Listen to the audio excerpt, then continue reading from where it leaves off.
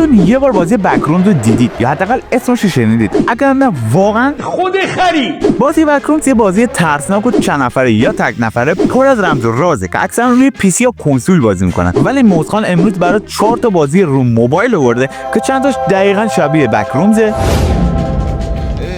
و بعضیش هم همسبک بک‌رومزه. تازه این بازی‌ها بعضیش قابلیت چند نفره هم داره که میتونید با دوستاتون خیلی راحت بازی کنید. دیگه چی از این بهتر؟ پس بدون معطلی بزن بریم سراغ بازی اول.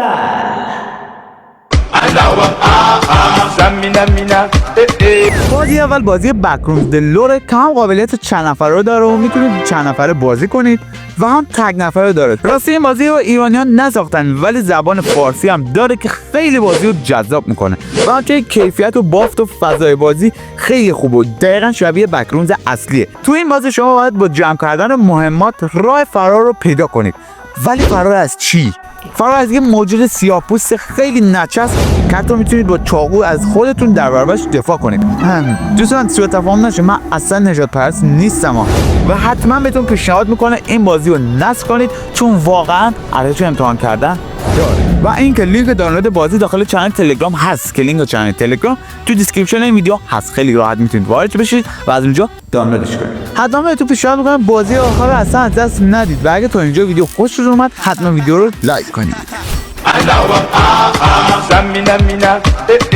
بازی دوم بازی هورر پلی تایم با حجم 700 مگابایت فقط قابلیت چند نفره داره ولی متاسفانه چت صوتی نداره و شما فقط میتونید یا با پیام دادن یا با یه سری از پیام‌های پیش‌ورد خود بازی با دوستاتون صحبت کنید که نمیشه گفت دقیقاً خود بازی بک‌رومزه ولی بازی سبک شبیه به اون بازی و مراحل و همچنین تنوع مپ خوبی داره و توی یکی شما باید با دوستاتون موتور تو پارکینگ رو تعمیر و سریع درستش کنید و فرار کنید که همزمان با اون یه پیرمرد قزوینی افتاده دنبالتون رو بعد ازش فرار کنید.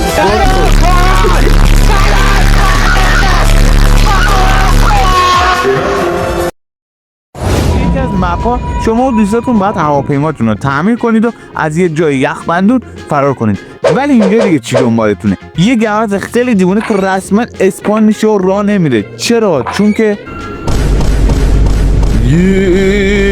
چه اینجوریه؟ و این بازی هم تو کانال تلگرام گذاشتم، خیلی راحت میتونید از اونجا وارد بشید و دانلودش کنید.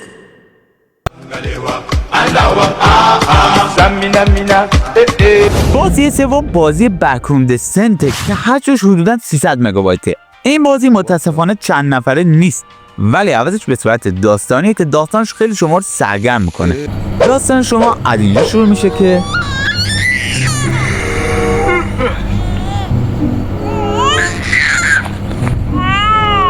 داره میگه پسر جون من لطفا خفه شو. لطفا که نمیگه، میگه تو باید خفه شی. میگه من فراموش کردی زندگی اون سخته فلان فلان فلان گور بابات. ولی اینم خوب پای داره. خب بریم ببینیم.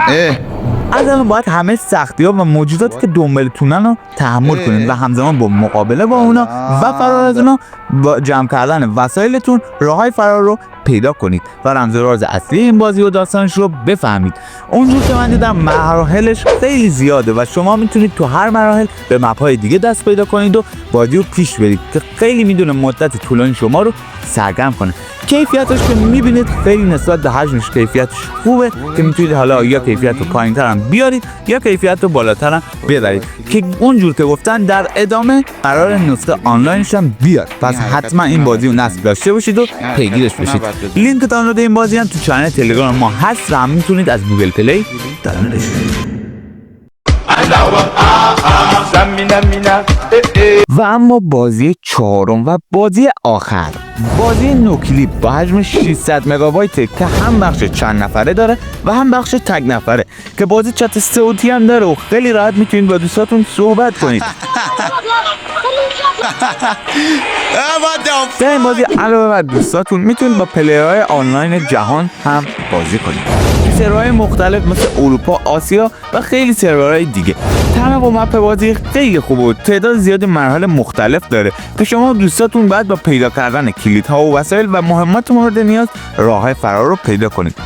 از نظر من حتی کیفیت بازی هم دلنشینه و کم از بازی‌های دیگه نداره و این بازی هم مثل بازی‌های دیگه داخل کانال تلگرام هست و هم میتونید از اپ استور دانلودش کنید. این از بازی‌های امروزم و امیدوارم از بازی‌ها و این ویدیو خوشتون اومده باشه و حتما نظراتتون رو تو کامنت‌ها بنویسید و این ویدیو هم برای اون دوستایی که بازی ترسناک دوست دارن حتما بفرستید و با هم بازی کنید و لذت ببرید. لایک و سابسکرایبتون نره وگرنه موزخان با موزه شب میاد تو خوابتون. خداحافظ.